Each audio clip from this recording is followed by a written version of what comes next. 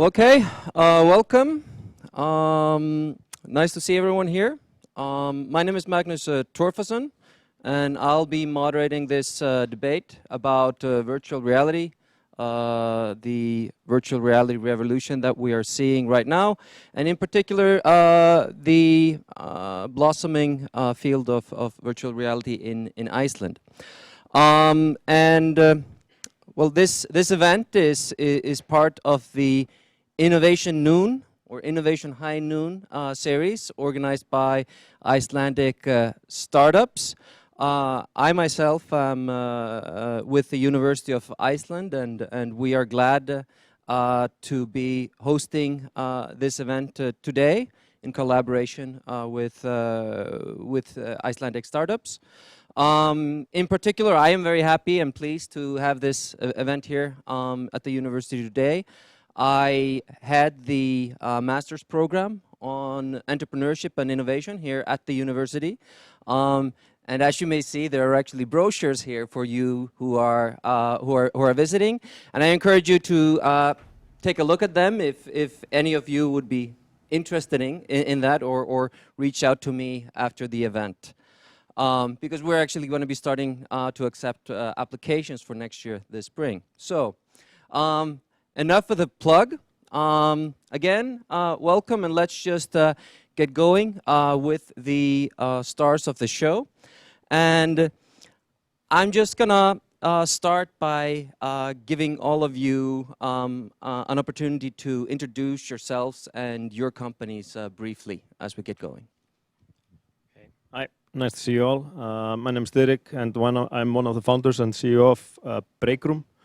We make practical solutions for virtual reality. Yes. Hi, my name's Dadi Einarsson. I'm the founder and creative director of RVX, which is a visual effects and CGI company here in Reykjavík. Hi, my name is Hrafn. I am one of the founders of Alden Dynamics. We do content and software technologies for virtual reality. Hi, my name is Reynir Harðarson. I'm one of the founders of a company called Sólfar. It's 1.5 years old. We make content for virtual reality focused on games and interactive experiences. Yes? It's just really hard to hear anything. I wondered if the mic is actually... Well, so the mic is actually here for the broadcast. Let's see if we can speak up. If we can't, then there are actually also mics for the room. So let's see if it works better when we speak up a little bit. Well, so let's see if this works. Does this work well? No, it does not work well. Yes? Yes, it works well. Okay. So let's get going.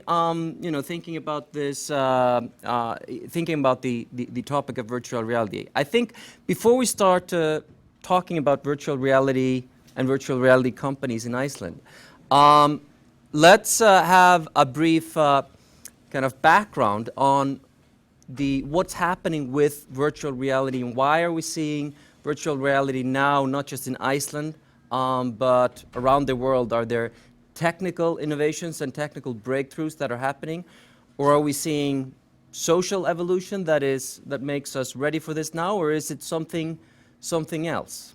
Anyone who would venture to? I mean, I think it's a convergence of many things. Predominantly the driving factor, I think, is the platforms are actually ready for the first time. There have been kind of at least 1 or 2 false alarms over the last 20 years of trying to get virtual reality off the ground. But I think what's really driving it is there are several big platforms that are coming out with virtual reality headsets now. I think in addition there's a kind of convergence of other factors such as other industries that would be content creators are kind of saturated. They're ready to try something new. There's kind of a generation shift. So people that have maybe been in computer graphics for 20 years have kind of seen a plateauing off of that industry and are really ready to try something new. No, I agree with that. absolutely has to do with a really broad number of things. This is an industry that depends on high resolution, on good graphics, on understanding and skills of everybody developing the content. And additionally, all of the technologies that were required to make this work without making you sick or looking awfully, they were all sort of compelled by the mobile industry, and all of a lot of the tracking solutions and the update frequencies of the screens and all of that was sort of building up over time. And because nobody believed in VR, they were still colored by what happened in the 90s. Because nobody believed, nobody checked, like, what would happen if we took all of these components and put them together into a headset today? And that's what Oculus did so well. They put something that cost $12,000 the year before and figured out how to do that for $350. And that's sort of what we're seeing now. It's all of these things coming together, and that's also why this technology is so important for the entire technological industries, because it combines so many different things from different industries. And that connection, that chaining of things together is what's going to make this a tectonic shift in the technological industry. Yeah, I also want to add that I think there's an interesting development that's been happening over the past few years, both in electronics and software. First in electronics, sourcing of components is way easier than it was maybe 5-10 years ago. So you can get like all the components to make a prototype of a virtual reality display in your basement, and this does not cost thousands of dollars. It takes teams of hundreds. And this is basically what happened at Oculus. There was Palmer Luckey built a prototype with duct tape and electronics components he sourced from all over the world over the internet. And some months later, Facebook bought this company for $2 billion. So the barrier of entry is way lower now. You don't have to be Marel or Usher to be able to do this, or Microsoft. You can do it in your basement. On the software front, there's been massive developments in creating, in building up game engines like Unity or Unreal Engine, which are now available for virtually free compared to how it used to be like 5 or 10 years ago. So back at CCP, for instance, when we were building Eve, we had to build every technology from scratch. We basically wrote the first line of code. There was nothing off the shelf except Photoshop and Maya. This is very different now. At Sólfar, we use Unreal Engine 4, and it's basically a multi-million-dollar engine we can use for free. We pay 5% on the back end, but there's nothing up front. And this allows us, as a small company, we're a company of 11 people now, to do development at the scale of what you previously needed 100 people to do.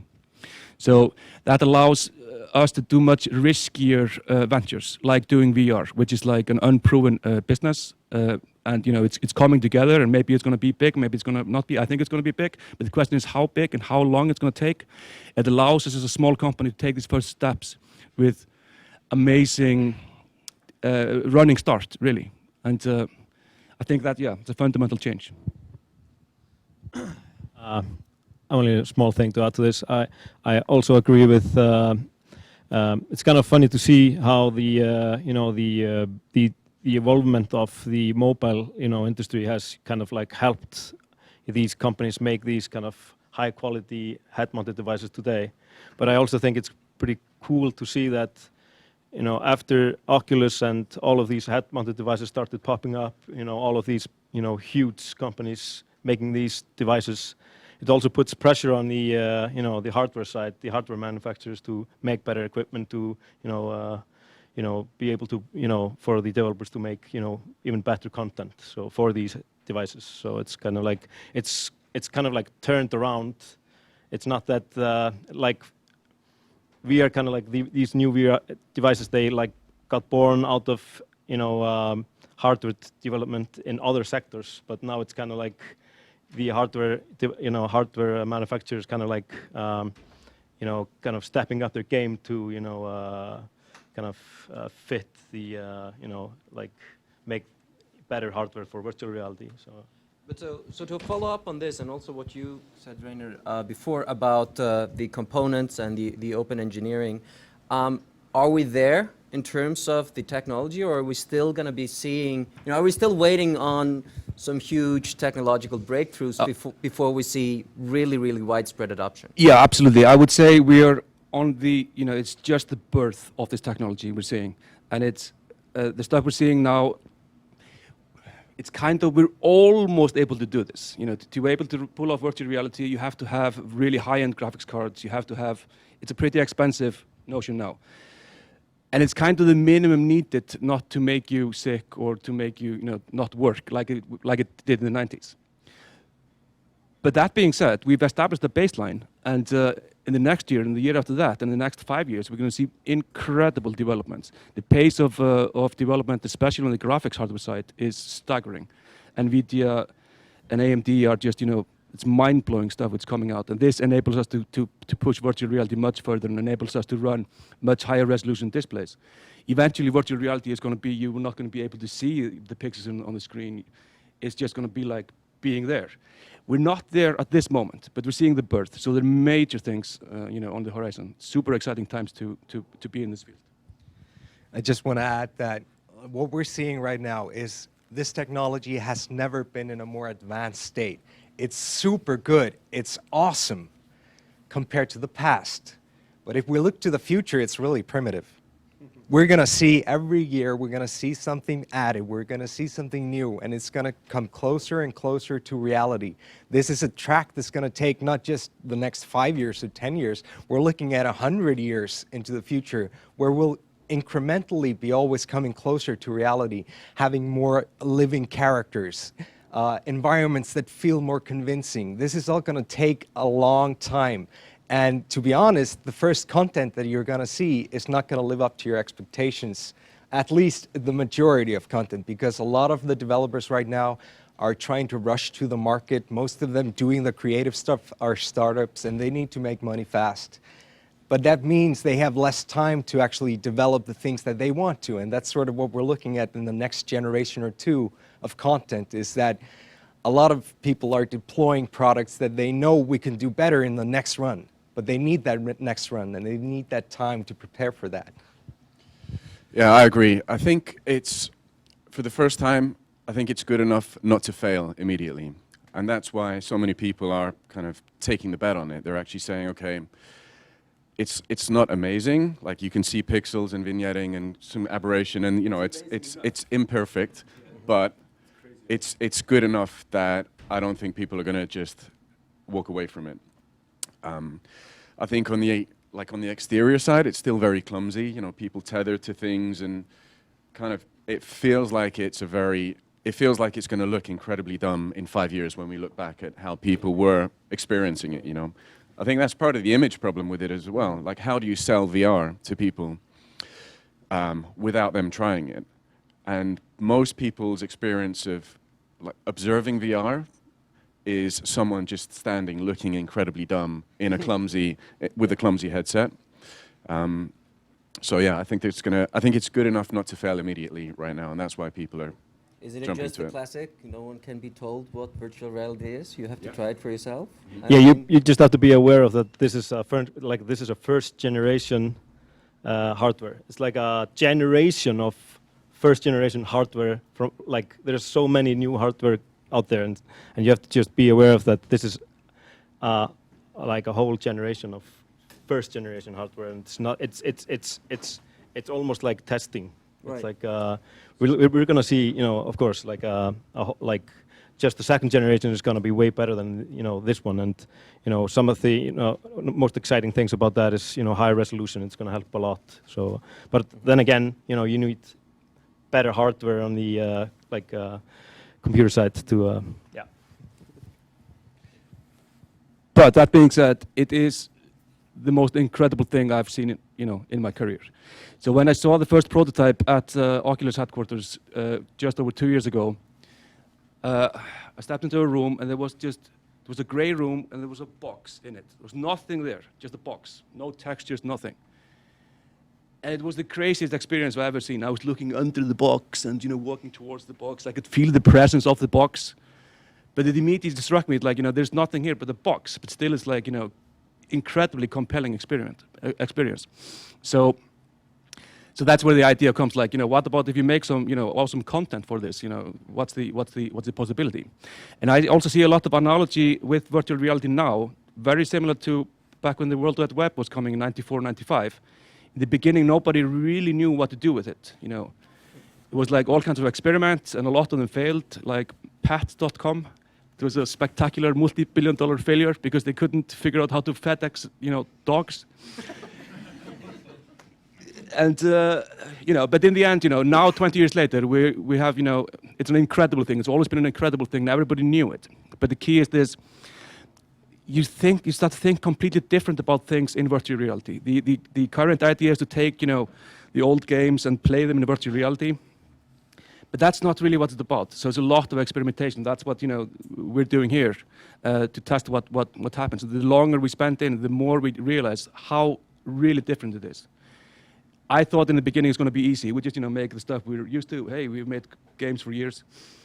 No, it's completely different. But it's also, the applications are just staggering. My point being is that it's already amazing, but it's just going to be mind-blowing. Right. So summarizing what you've been saying, one thing is that, for the first thing, it's that virtual reality is acceptably good now, that you can use it and it doesn't, it works, really works in a way that it hasn't before.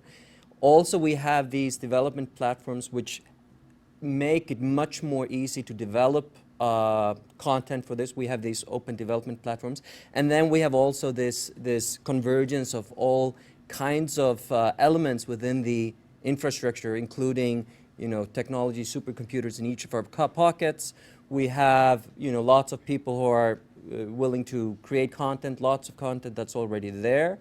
And so that sounds like a very compelling reason for why we have virtual reality now. I think the next question would be, well, apart from, of course, the four of you, why do we have this virtual reality boom in Iceland and not somewhere else? What is it that is so attractive, or what is it that has driven this blossoming field here in Iceland?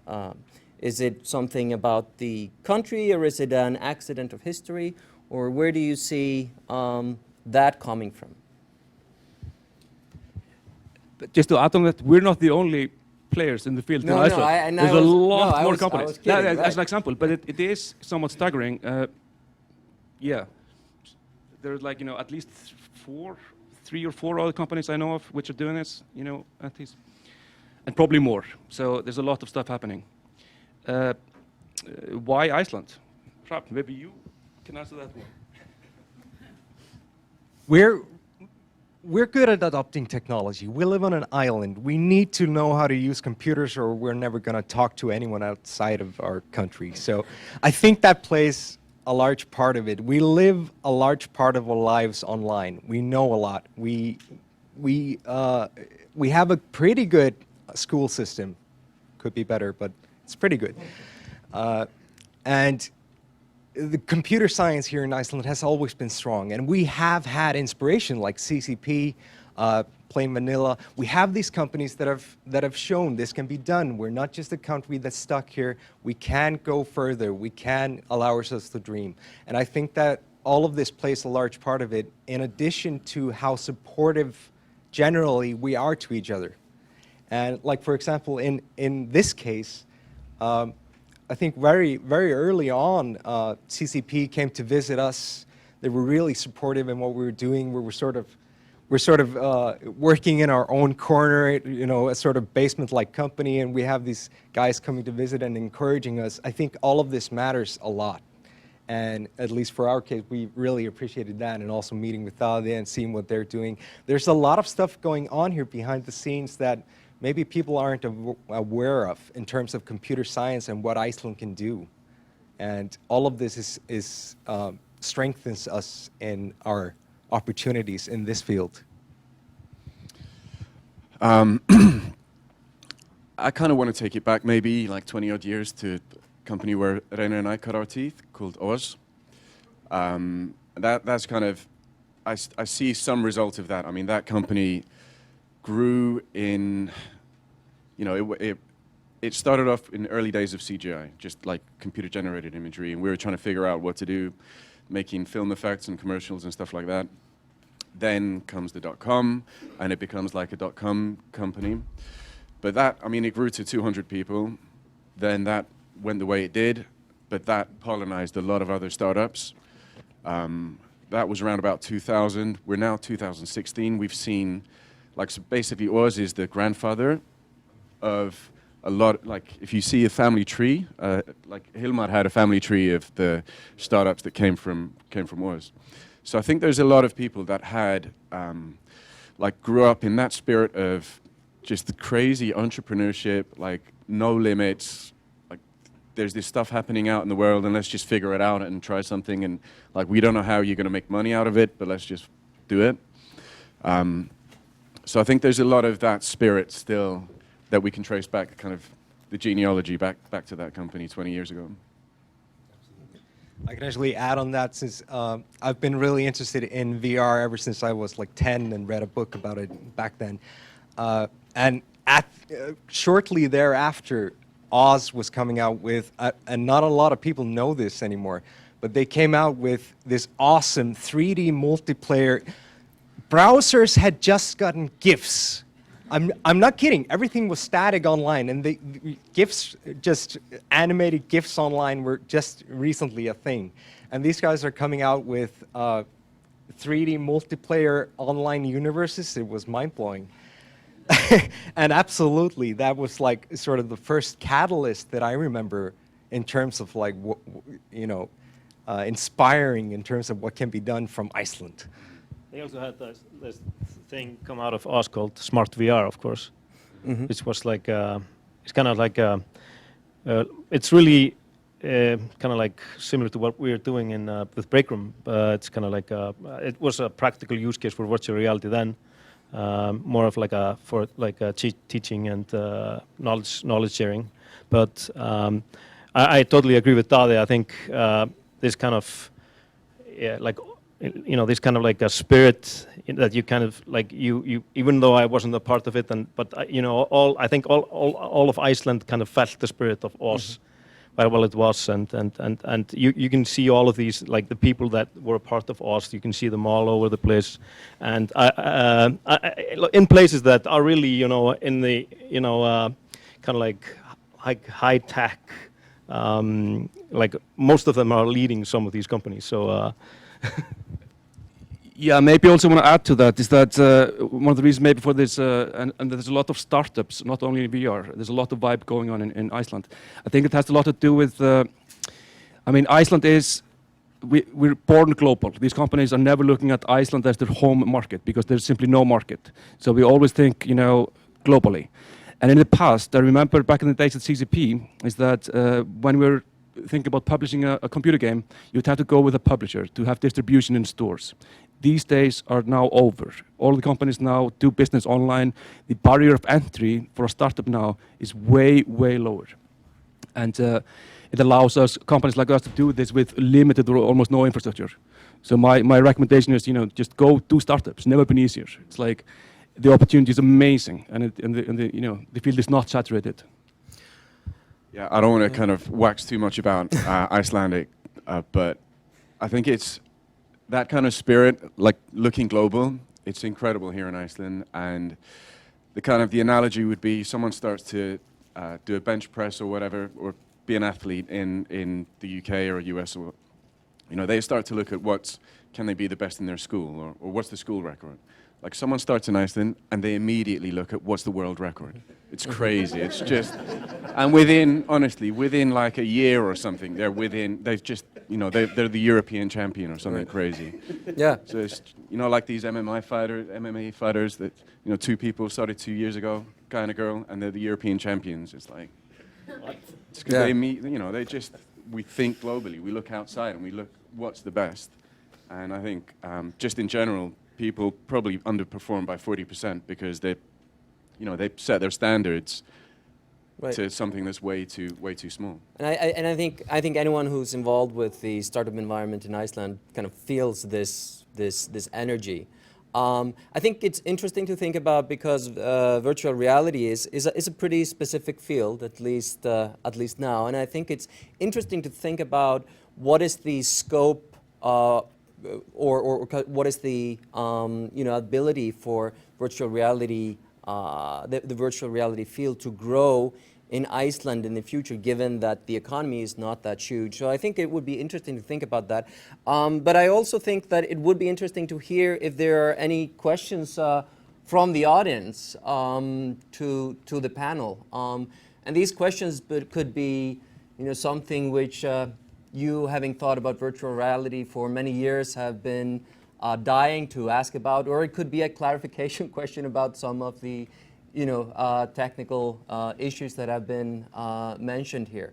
So now or whenever, just feel free to raise your hands and we'll try to get your question in. There we have a question. Helga. Yes, thank you for a really interesting panel.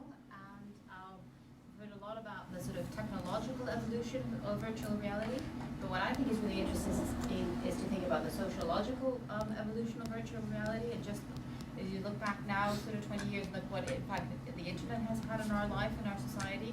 How do you foresee the sort of sociological future of virtual reality, and what do you think virtual reality will do in the future? Could you give And so- a time frame on that? And Or- so let me yeah. The next 20 years, just if we look back 20 years on the internet, it's changed our world Right. without us noticing it. Next 20 years for VR. And so let me repeat the question for the remote audience, which was about what is the sociological future of virtual reality in the next 5, 10, 20 years. Maybe to add to that, the idea that we tend to underestimate, we tend to overestimate the impact of technical changes in the very near term, but then we tend to underestimate its impact in the far term. But yeah, this is a question. Would you? I'll just jump in, I guess. I mean, I think like VR is going to be great as a single user experience up to a point. I think the market can be big up to a point. But it's actually going to be like truly global. I think everyone is going to have some kind of VR in their home within, I don't know, X years, 5 years, 7 years or whatever. The fact that Facebook spent $2 billion on a headset means that, there's going to be a global shift. You've kind of read these things about Facebook, about Apple, that there's going to be a kind of a move from screen space to just virtual space around you. So it's going to be, I've heard, is it MR? It's like the mixture of VR and AR. So it's some kind of mixed worlds where you have AR, but basically your desktop is going to be just everything around you.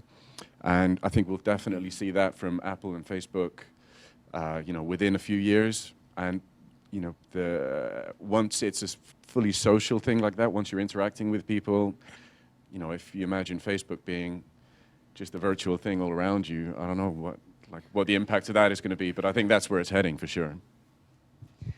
I think also it's important that we note here, because it may not be apparent to everyone.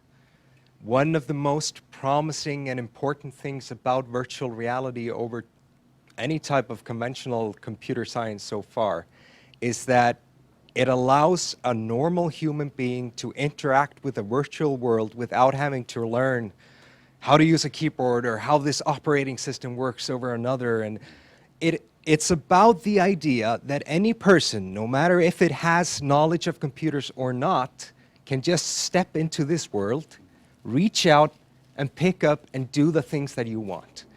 That's why it's so important in the long term, because it opens up computer science to everybody, and it allows any type of experience to be accessible. And that's sort of the long-term adoption that we're going to see. It's going to be everybody. I can hand my 80-year-old mother a PlayStation controller as often as I want. She's never going to learn how to use it. But on the other hand, I just take her to the office now and I hand her 2 wands, and she starts picking up and doing everything that a gamer would do in my game. And that's so exciting. Yeah, absolutely. I also think that it's a little difficult to predict because but my background is with CCP, now with Sólfar, and at CCP we were building virtual worlds. We're basically doing EVE Online, and the weird thing about that, and people who have played it may know this, but people who haven't don't understand it. You have to try it too, you know.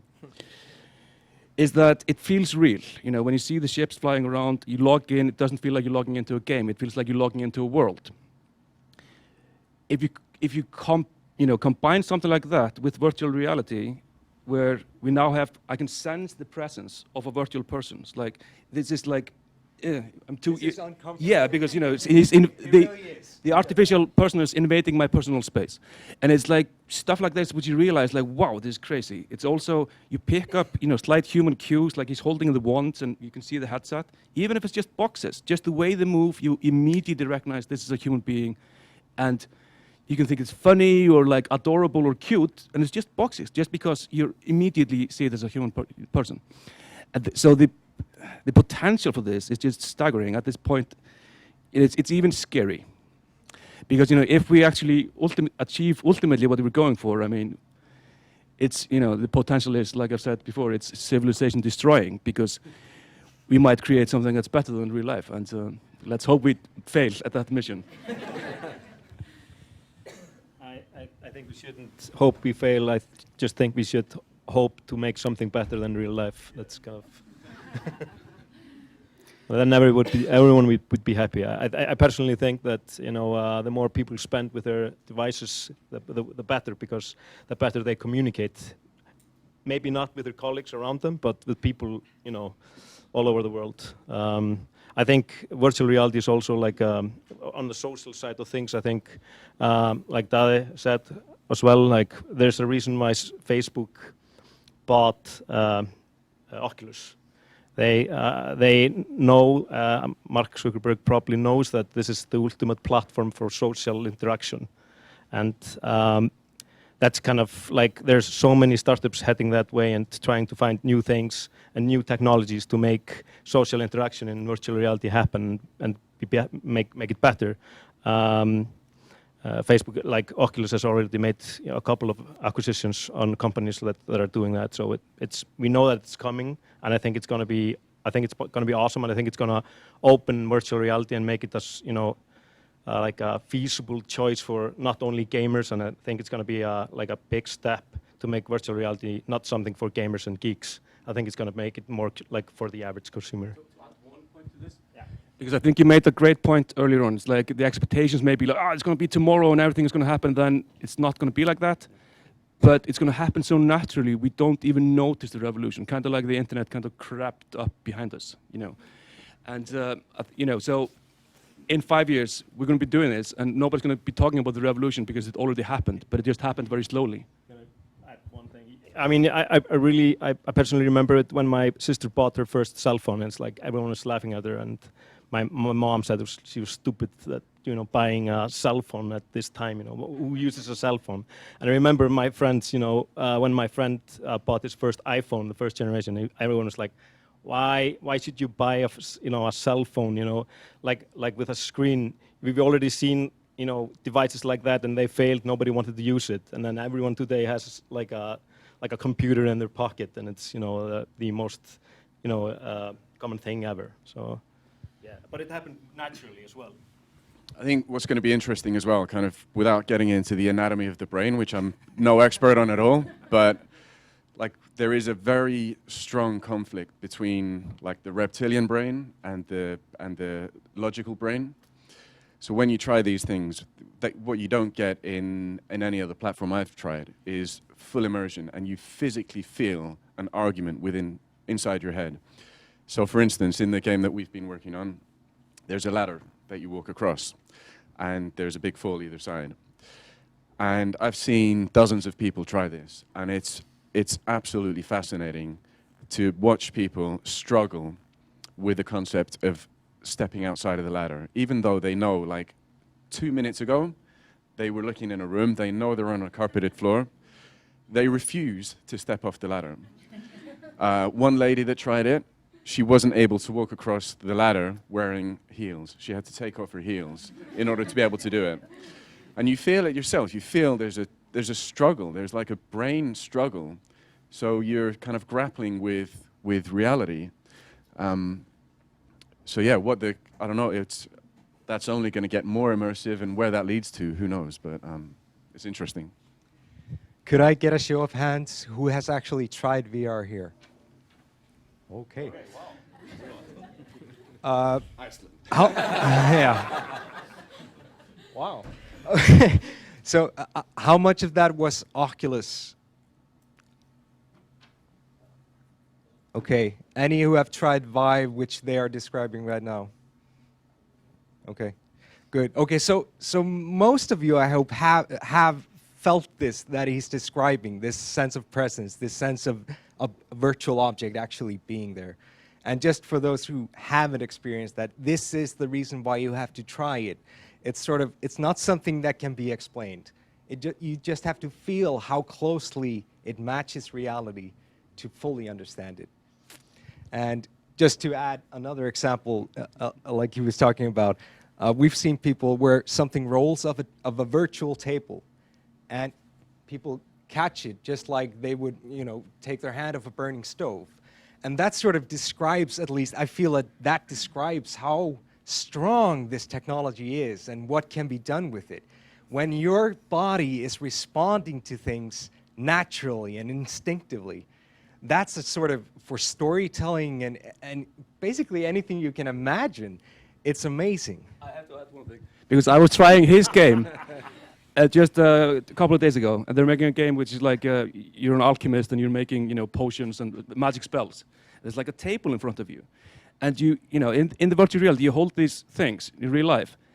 And when I was quit, I put the thing on the table and I dropped it on the floor because I had completely forgotten I was in. The table was real for me at this point, and I work in this field. That's kind of like whoa. We're still doing this. we keep catching ourselves, almost dropping. Like even though you have been working, like you said, like even though I've been working with virtual reality since like 2014. I'm like when I got the Vive, there was a demo there, kind of like when you have a sword in your hand, and I was the cables were kind of like stuck in front of me, and I was like, I had this sword in my hand, I had the stick like this, but in virtual reality I had a sword. So I took the like cables and did like this because I had the sword in my hand, didn't have a stick. And I figured it out that as soon as I started doing like this, I'm like, I don't have a sword in my hand. And like the guys were watching me, they were like really laughing hard. And then they tried it, and they had the kind of like same kind of like situation where you kind of like walking close to a wall, and you're like, whoa. When I put the sword in the wall, it's kind of really strange. Sorry. Well, interesting how the energy just goes up when people are talking about virtual reality. It seems it's better than real life already, almost. But okay, so that's that. We have clearly great promise. So we have another question from the audience. Yeah. Might be stepping a bit out of topic, but I was just wondering how you think VR is going to change the tourist industry, because you can go virtually anywhere within seconds. I think. Oh, so the question was, how is virtual reality gonna change the tourist industry? And I think, well, it's a way of focusing in on one of the topics. We said it's gonna be everywhere. Let's think about this one application, right, and see how it's gonna change that. So I think the analogy is very similar to how the internet has spurred the massive increase in tourism to Iceland. If you look at the internet and look at Reddit, and it's like every 1 out of 10 pictures is from Iceland for some reason. It's ridiculous. Maybe I'm just noticing it, but I think the ratio is higher because we're seeing the northern lights, we're seeing the awesome lighting, and people see this, more exposure. But they still come. It's not enough to see the pictures, obviously. And I think virtual reality is going to be similar in that sense. It's like we're doing Everest now. Sólfar and RVX are working together on a project doing Everest in VR. And it's amazingly realistic. It's like, it feels like we're almost there. But it probably inspires us to actually go to the place rather than replacing the experience. So it's not going to be like let's try to go to Bahamas and just do a virtual Bahamas, because it's going to be different. But it might it's like, wow, this is a cool place in Bahamas. I really want to see that maybe in real life. So I think it's more like that. Marketing tool. I agree. Yeah, I agree. It's going to be a positive force in the short term. I think it's a great question, and I actually think it's going to wean out. I think it's going to, like out of 10 people, for instance, that want to go to Everest, I think it would wean out at least, 3 of those. You know what I mean? It's like probably 30% will think that the experience is enough. I think there's going to be, like, the better the experiences get, I think, people maybe travel for different reasons, but a certain amount of people travel for that experience, for a view, for basically when you get somewhere, when you go to the Grand Canyon, right? You get there, you stand there, you take a picture, a very disappointing picture, because it doesn't give you kind of the whole 360. But if you had the whole 360, you probably wouldn't, a bunch of people probably wouldn't want to travel to the Grand Canyon to go and stand there, to wait in all the queues, to get on a hot bus. I think it'll wean out when the technology gets good enough, when the experiences get good enough. I think it'll get rid of some of the people. But there's one thing that virtual reality is never going to capture, that is the culture. I mean, a huge part of traveling to Paris is not to see the Eiffel Tower, but it's, go to the cafes and eat the French food and, argue with some, rude French, shopkeepers, because that's part of the experience. And you can't get that in virtual reality. No way. I mean.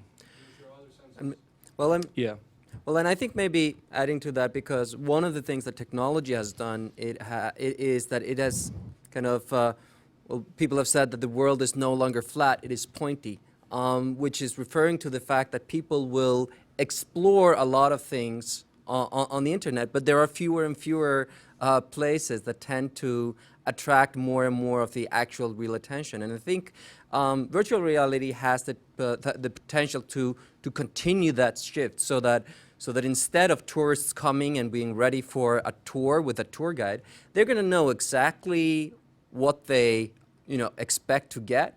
And they've seen maybe 30 or 40, 50 tourist destinations and explored them in virtual reality. And they just want to go there and they want to have something that really tops that. So I think it kind of will up the ante in terms of designing an experience for people, locally. It'll need to go directly to the things that people want to experience.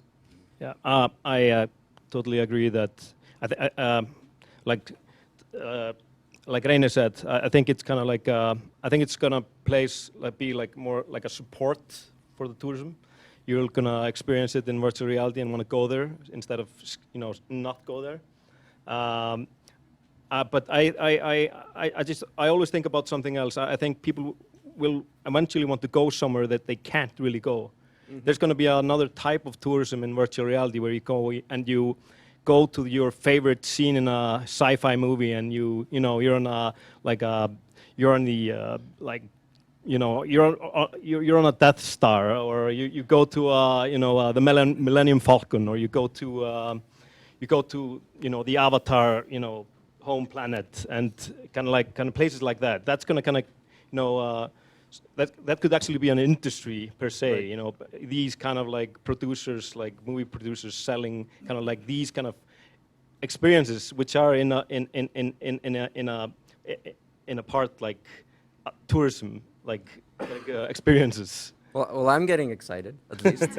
So we have had a couple of questions. So let's see how many we can get in, taking them in order. So over there.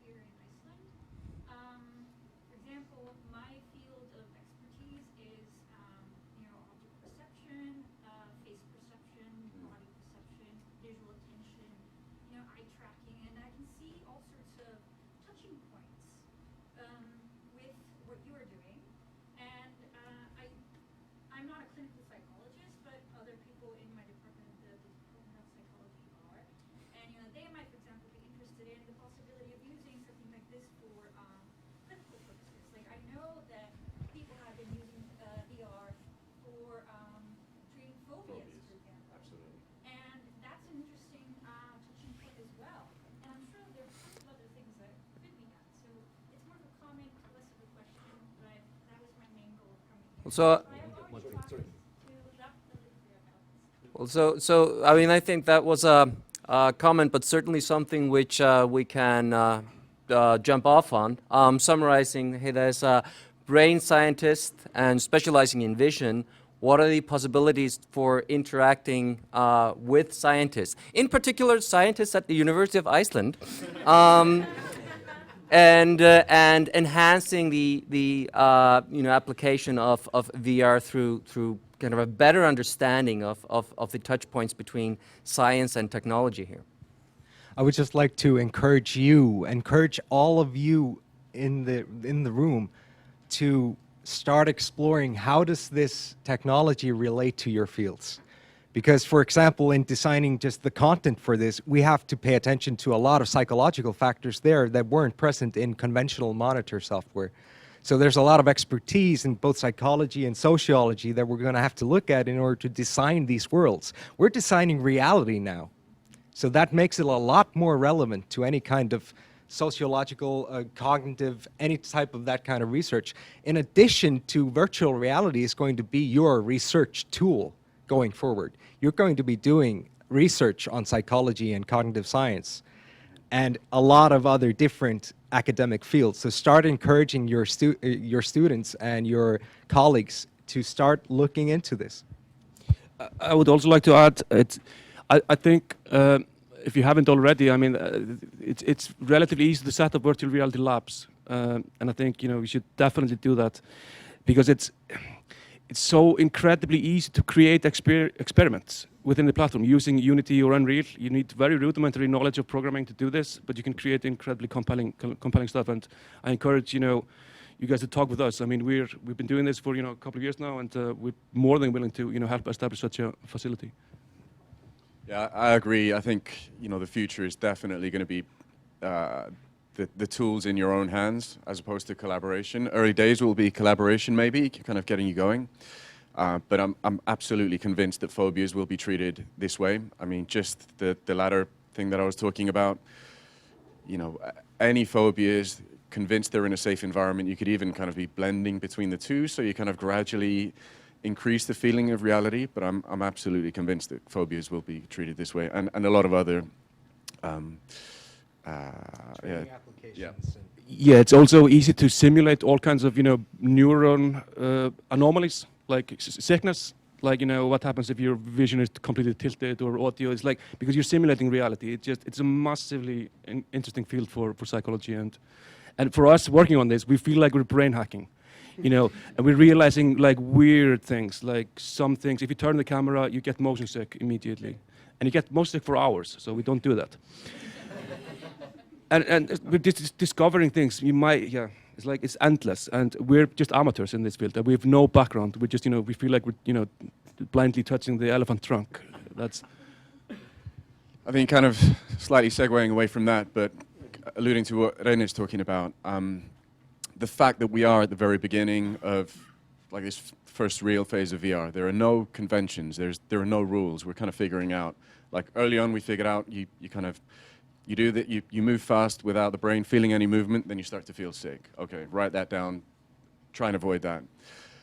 But, it kind of feels like it's that same kind of giddy feeling that the first time that CG, like 25 years ago or whatever, computer graphics were really starting to take off. You got to play with the tools, and it's like, okay, this is just getting started, like possibilities are endless. But if you take it back even further, like to the beginning of film, so film is basically like 100 years old. At the beginning of film, some guy shot a film and it was basically one scene. It was like a play, it was a very long single film. It took them like 20 years to figure out that you could edit. Like go from one scene to another scene in a completely different environment, different time of day, whatever, at the kind of snap of a finger. Just like someone did that and all of a sudden, oh, you can edit. And then, like another 20, 30 years, they figure out, like, you can't really jump. There's an imagined line between two people having a conversation. And if you shoot, you have to stay, the camera has to stay that side of the line for the brain not to kind of think you're looking at the same person or that the people are standing side by side. So there's an edit rule that you don't cross the line. But this takes like 50 years to figure out. So we're at the beginning of this kind of a phase where there are no conventions. There are endless different applications for what we're going to do. So I guess, you know, there's a lot of conventions yet to be figured out. But that's why, you know, that's why it's so fun to be at the party at this stage, because, you know, we're part of the people that are figuring out how to do it. So, I'm going to let this gentleman over here So like you said, get going. it's the first generation of headsets. So I'm just really curious, what's kind of the number one limiting factor you're dealing with right now in making your worlds come alive? So the number one limiting factor in terms of the technology. Yeah, go for it. So it's the first consumer version. It's actually, you know, I would say the third generation of prototyping hardware. And we've seen incredible, you know, evolution over the times, you know, from development kit 1 from Oculus to a development kit 2 to, you know. I would say the biggest limiting factor now is really the amount of processing power you need to run this stuff. It's going to be expensive. It's not going to be available for in the beginning. It's going to cost $600, the Oculus kit, plus you need a computer that costs at least $1,500, but I have not seen a machine at $1,500 that actually runs it. So it's an upfront cost. So it starts at a very, you know, steep price point, which means it's not for everyone. It's not going to be mainstream in the first 2 years at least. But that's all fine. But I would say the biggest limiting factor is just really processing power and display resolution. Yeah. I think it just depends on what you're doing. Like, for example, for us, kind of, we know that the resolution is going to, you know, we're going to get there and the resolution is going to be fine. It's like only a matter of like a couple of years at most for our solution. But our biggest problem is, and for people doing a practical solution is in virtual reality, where you actually need to use real live things, is like a keyboard and a mouse. It's the input mode. Kind of like there's some, you know, iffy solutions out there, but nothing that really compels you, nothing that really, you know, blows your mind in like input perspective. Yeah. I think it's interesting to hear your different perspectives on this, because we've been touching on different applications. We mentioned games, which is what everyone thinks about. We touched on tourism, then we touched on science and research. You're developing productivity software, which is yet another application which we haven't talked about. And there you feel this limitation about input devices, which I'm wondering whether you feel this differently because you're thinking about different applications versus gaming, and what are the perspectives that we see when we start kind of going more into that direction with virtual reality? I think, I mean, since virtual reality kind of, you know, took off last year, and then again as well this year, we see a lot of kind of strange new devices out there, like input devices. I saw this input device. It was like a harmonica, but it was a keyboard for virtual reality. But the really thing, you know, we already, you know, solved the issue with our solution.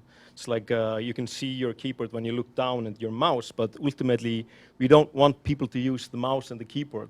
Mm-hmm. It's kind of like farther down the road for us to kind of figure out a way for people to work in an easier, like make work easier for people, not only make them feel well in an, you know, an awesome environment and you know, with ultimate monitors. It's about to, you know, make work easier and better, and then you need to you know, think about one of the major factors, you know, at the office. You use your mouse and your keyboard. That's one of the key factors on how you do your work. So kind of like they're like, I don't know, you know, input is kind of something that's gonna get more and more exciting, you know, when we see the next generation of these hardware, because I think the hardware manufacturers like Oculus and HTC, they're thinking a lot about input, because I think, you know, and everyone knows that it's a really, really huge and important, you know, factor on like how virtual reality is gonna, you know, actually, you know,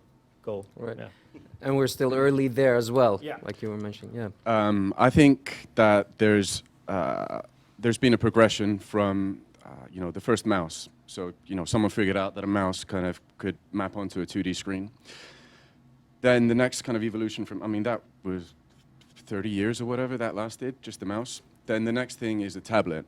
And you mentioned like your grandma with the PlayStation controller. You give any kid a phone or an iPad, like you have 2-year-olds interacting with it fluidly, like they've never done anything else. So there's a kind of intuitive input device there. I think the next step is no input device. I think I see it heading towards, like, the natural progression of that is nothing. Like, no screen you have to interact with. It's going to be just the virtual space around you. So imagined kind of desktop or lever or whatever, but it's going to be, there's some tracking device that just tracks your hands, and it sees when you're next to some virtual whatever controller in space, and that's going to be like the fully intuitive way to do it. Yeah, just to add to that, there's a reason that we have more than one way to communicate and more than one sense. And in terms of input, we're going to start tracking eyes, we're going to start doing speech recognition, and all of these have to sort of work together in order to get the complete sense of this being reality. And that's the progress that we're going to see over time. Personally, I think with the addition of tracked controllers, we have the baseline for that. We can work from there and, you know, gradually weed out actually holding wands, adding our body, adding our legs. This can all come over time. The most important part here was to get reliable tracked input first. So, So just one brief thing. But I don't think it's about replacing, you know, current. I think we're still going to have keyboards.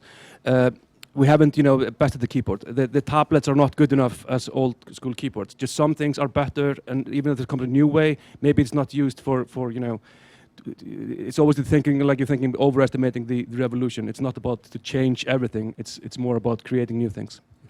well, yeah, I'm certainly relieved that, you know, because I have this computer, it's fast enough, it has good enough display, good enough resolution, and I have no excuse for getting a new one. So now I have that excuse. But we're getting very close. We have time for one more question, and I'm gonna squeeze in one question from this side of the room because I've been neglecting it. If we have a very brief question and then very brief answers on that. Yeah. Regarding, this is related to the input devices, how do you envision the evolution of movement platforms to augment the virtual experience in the next 5-10 years? So running platforms, walking, and just even driving. Right, so how are we going to do things so we're not just sitting and still don't run into walls? I think it's weird. I think we're still trying to shoehorn something into a small space. So I think kind of in two phases.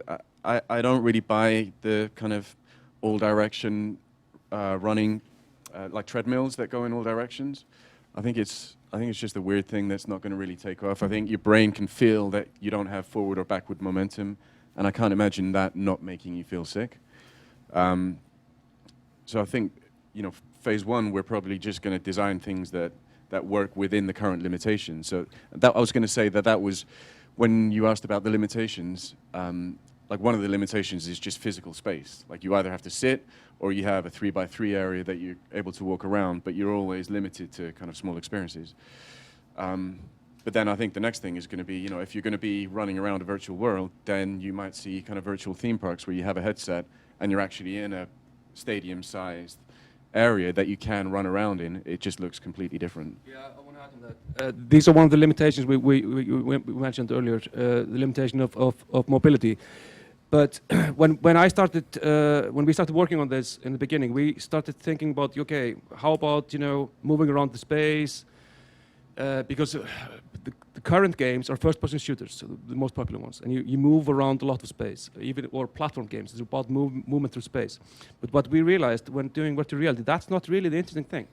The interesting thing is really what's in your near space. It's like in the room here, you can walk around and you can bend under things and you can, you know, check out stuff.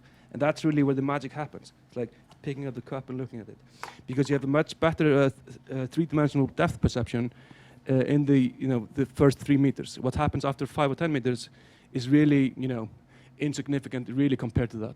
And we noticed this when we did a world with like massive flowers and insects, and when we changed it to a micro world, all of a sudden we sense the movement and position of the insects in it, and we can realize the formation flights and all that, which you couldn't really see, above. And it kind of gave us a different perspective. So I don't think the killer application is really a treadmill or something like this. In the short term, yes, hopefully, some of these limitations will be overcome, but in the near term, it's like, just don't make old school first-person shooters. Think of it differently. It's a very new medium and it has to be treated differently. And I think that's it's a compelling vision that I think you're describing, which is basically that instead of trying to replicate things, we're going to learn new things. If you know about fonts, you know that you actually have to have spaces that are slightly different in order that we think they are the same. And this kind of goes back also to the science of this. What we want to do is we want to create something which is really, really compelling and kind of fits well with the wetware that we have in our heads. It doesn't really need to be real. It just needs to be good and compelling. It's also, there's a tendency right now, because we have these examples from the traditional gaming industry where you have this idea of you're traveling a lot of land, you're going these distances, you're seeing these different things.